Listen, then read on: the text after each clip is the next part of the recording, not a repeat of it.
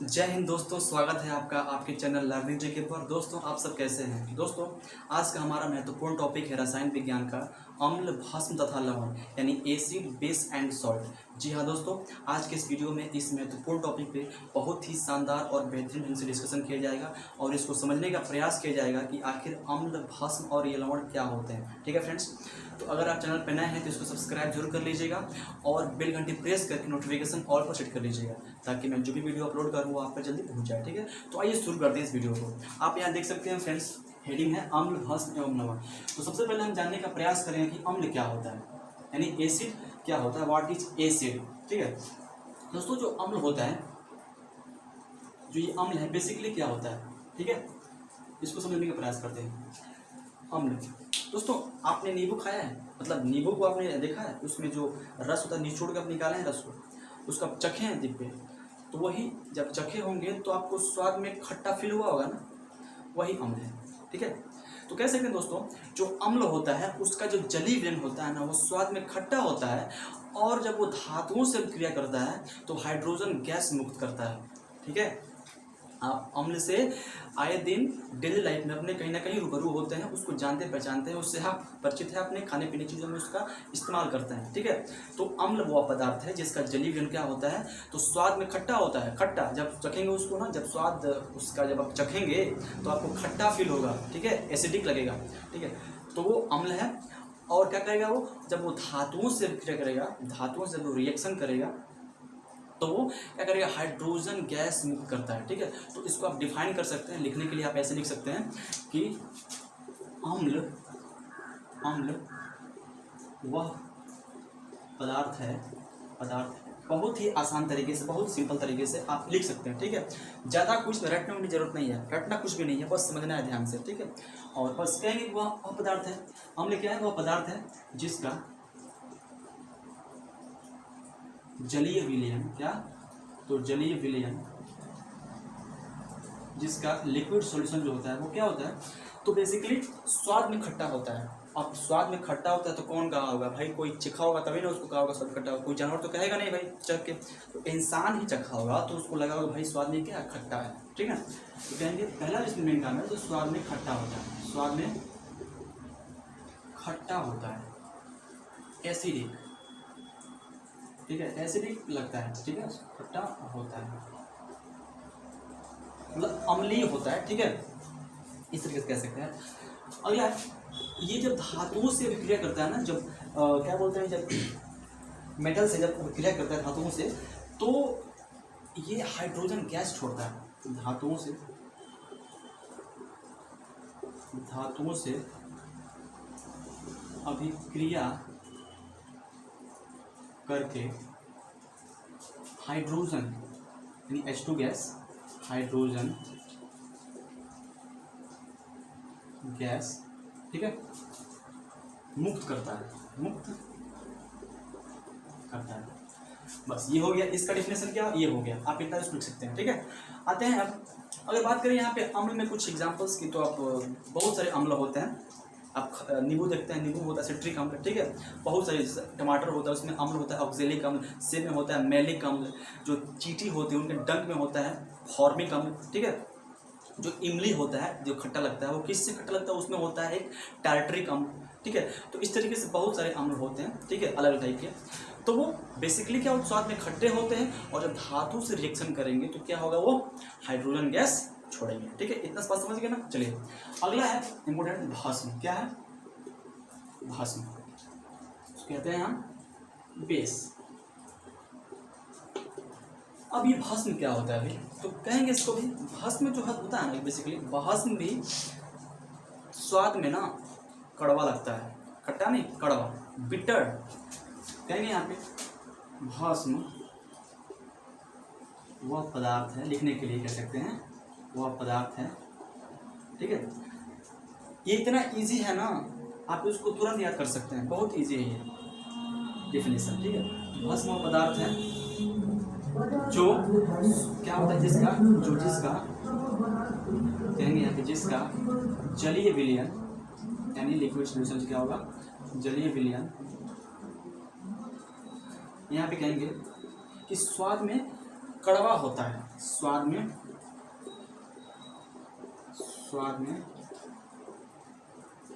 कड़वा होता है, ठीक है। और दूसरा इसका जो मेन काम है ना, ऐसे बेसिकली जो हम देखते हैं प्रैक्टिकली, तो ये क्या करता है, ये अम्लों से अभिक्रिया करके उदासीन कर देता है उनको। भस्म जो है वो अम्ल से रिएक्ट करके उनको उदासीन, उसको न्यूट्रल कर देता है। यानी ये खुद भी जो भस्म है ना, भस्म जो है ना, जब अम्ल से रिएक्शन करता है तो ये खुद भस्म रहता ही नहीं है, उसको भी अम्ल होने से मतलब रोक देता है, वो भी मतलब उसका भी अम्लीयता खत्म कर देता है, ठीक है, इस तरीके से। तो यानी जब ये अम्ल से रिएक्शन करता है तो एक न्यूट्रल पदार्थ बनाता है, ठीक है, यानी एक उदासीन पदार्थ बनाता है। यानी जो प्रोसेस होता है ये, इसको उदासीनीकरण बोलते हैं, ठीक है, इसको बोलते हैं न्यूट्रलाइजेशन प्रोसेस या अभिक्रिया, इस तरीके से। बात समझ गए? तो हम कहेंगे हम कि अम्ल से अभिक्रिया कर उदासीन कर देता है, क्या करता है, उदासीन कर देता है, ठीक है, ठीक है। जैसे मान लीजिए NaOH क्या है, एक भस्म है, ठीक है। हम कह सकते हैं कि जब भस्म जल में घुलता है ना, उसको क्षार कहते हैं, ठीक है। तो ये क्षार है, जल में घुला हुआ है, तो यहाँ पे जब इसका रिएक्शन होता है अम्ल से, तो अम्ल मान लेते हैं यहाँ पे क्या है, तो HCl है, HCl यहाँ पे अम्ल हो गया। तो जब ये रिएक्शन करेगा तो क्या करेगा, ये अम्ल नहीं रहेगा और ये क्षार नहीं रहेगा, ठीक है। यानी अब यहाँ पे जो पदार्थ बनेगा वो न्यूट्रल बनेगा पदार्थ, ना ही वो अम्ल होगा और ना ही वो क्षार होगा, ठीक है। तो यहाँ क्या बनेगा बताइए, यहाँ बनेगा NaCl प्लस H2O, इस तरीके से ये पदार्थ बनेगा। तो ये जो पदार्थ बना है ना, ये एक उदासीन पदार्थ बना है। तो जब ये क्षार है, जब ये अम्ल से अभिक्रिया कर उदासीन कर देता है, जब अभिक्रिया हो गया तो यहाँ पे एक उदासीन पदार्थ बना, यानी ये दोनों क्या हो गए, उदासीन हो गए, ठीक है। बात समझ गए इतना दोस्तों? इन दोनों का ना एक बहुत ही बेहतरीन डेफिनेशन है, वो दिया था कौन, तो आर्हेनियस ने, ठीक है। आइए उसको देखते हैं क्या था वो डेफिनेशन, इसको आप नोट कर लीजिए।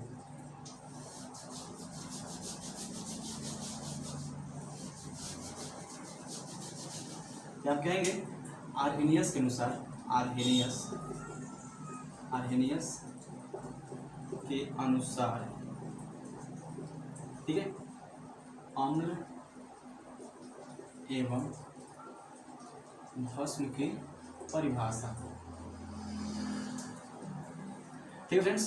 तो यहाँ पे जो अम्ल होगा ना, इसके अनुसार वो क्या होगा, वो कहता है कि अम्ल वह पदार्थ है, ठीक है, जो जल में घुलकर हाइड्रोजन आयन देता है, ठीक।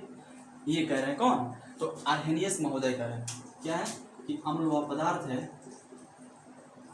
पदार्थ है जो जल में विलय होकर या घुलकर, जल में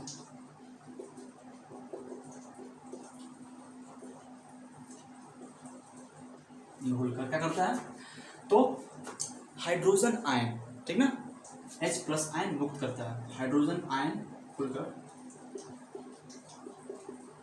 हाइड्रोजन आयन कहते हैं H प्लस आयन मुक्त करता है,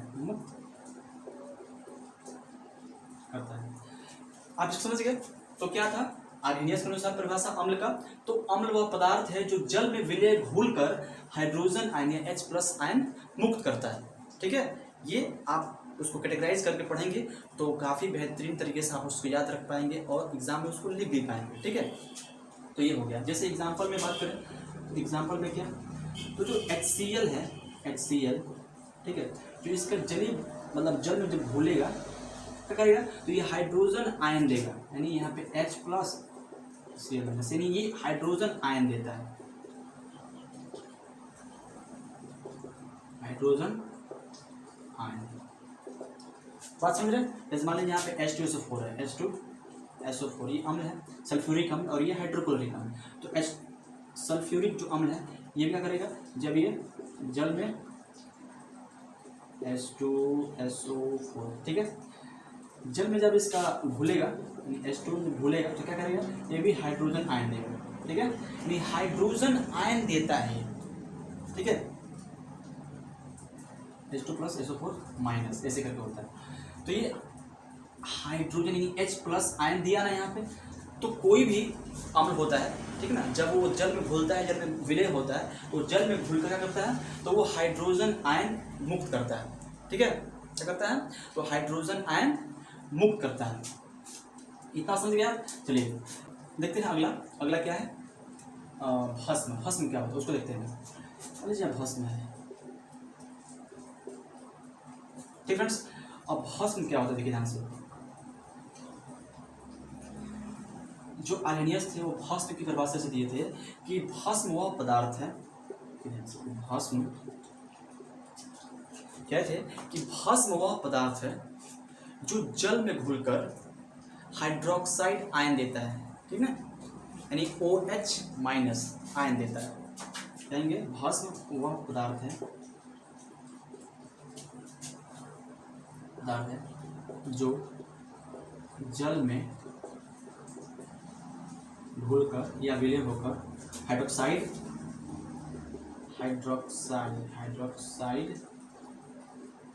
आयन, या इसको बोलते हैं OH-, ठीक है, आयन देता है।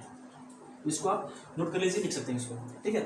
तो भस्म वो पदार्थ है जो जल में घुलकर हाइड्रोक्साइड आयन देता है। तो ये परिभाषा कौन दिया था, तो आर्हेनियस ने दिए थे। इस दोनों को आप याद रखिएगा, कौन दिया था, तो आर्हेनियस नामक जो रसायनज्ञ थे, केमिस्ट थे, उसने दिया था इसको, ठीक है। तो देख लेते हैं उसको एग्जाम्पल कैसे। यहाँ पे मान लीजिए यहाँ पे क्या है कि यहाँ पे NaCl है, सॉरी NaOH है, ये कास्टिक सोडा है, सोडियम हाइड्रोक्साइड।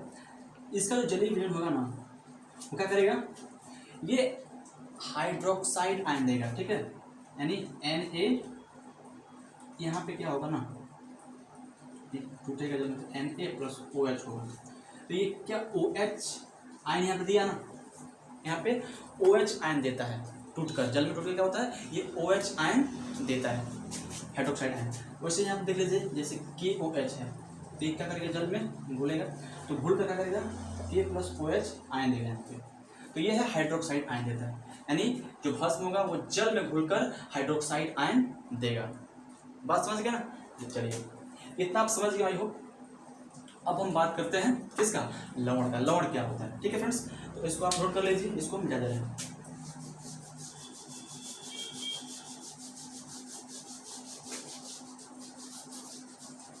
दोस्तों लवण देखते हैं, लवण या साल्ट, इसको साल्ट, ठीक है। दोस्तों लवण क्या होता है, जब भस्म अम्ल आपस में रिएक्ट करते हैं तो जो नया पदार्थ बनता है उसको बोलते हैं लवण, ठीक है, ठीक है। कह सकते हैं कि जब अम्ल और क्षार, ठीक ना, भस्म जब जल में घुलता है तो उसको क्षार कहते हैं, याद रखिएगा। तो अम्ल और क्षार जब आपस में रिएक्ट करता है, अभिक्रिया करता है, तो अभिक्रिया के फलस्वरूप क्या बनता है पदार्थ नया, तो लवण बनता है। और इस प्रक्रिया को बोला जाता है उदासीनीकरण प्रक्रिया या अभिक्रिया, ठीक है। बात समझ गए। चलिए यहाँ देखेंगे कि अम्ल भस्म के साथ, भस्म, ठीक है, के साथ अभिक्रिया, यहाँ पे भस्म नहीं क्षार लिखेंगे, अम्ल क्षार के साथ अभिक्रिया करके, ठीक है, क्या करता है,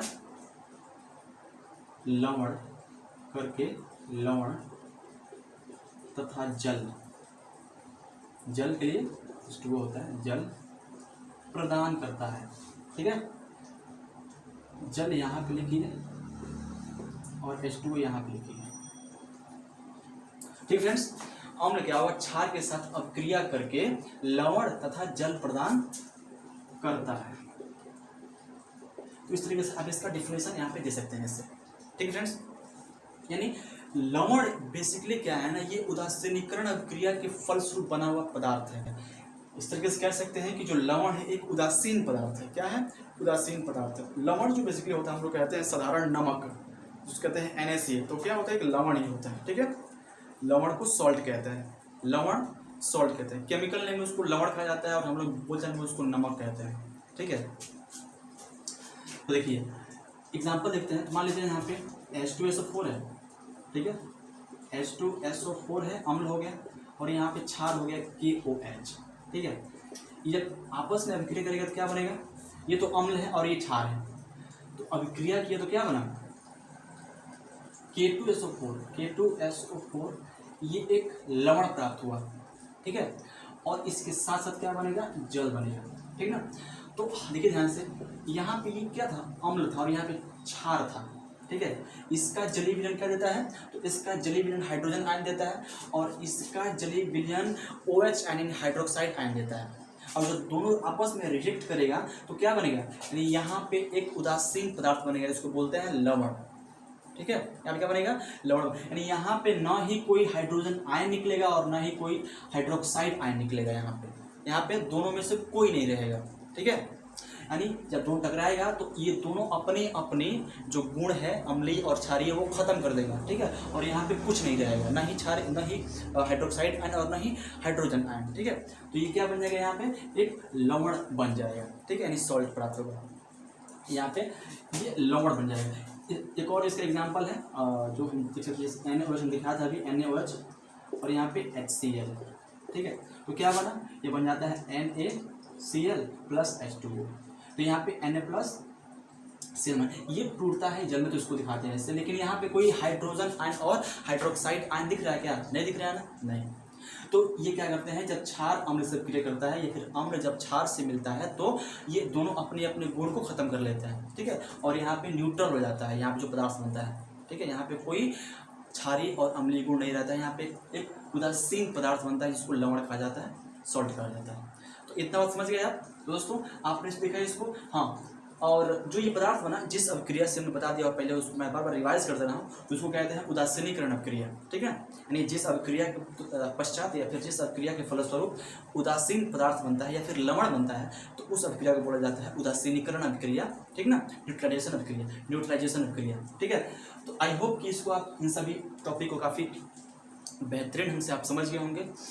मैं आपसे आशा करता हूँ कि आप इस वीडियो को लाइक कर देंगे और इसको अपने दोस्तों में शेयर कर देंगे। अगर आप चैनल पर नए हैं तो इसको सब्सक्राइब करके बेल घंटी प्रेस करके नोटिफिकेशन ऑल पर सेट कर लीजिएगा दोस्तों, ठीक है। तो आपसे रिक्वेस्ट है बस इतना ही। तो मिलते हैं आपसे फिर अगले वीडियो में, तब तक के लिए आपको बहुत बहुत धन्यवाद। Thank you very much. जय हिंद, जय भारत।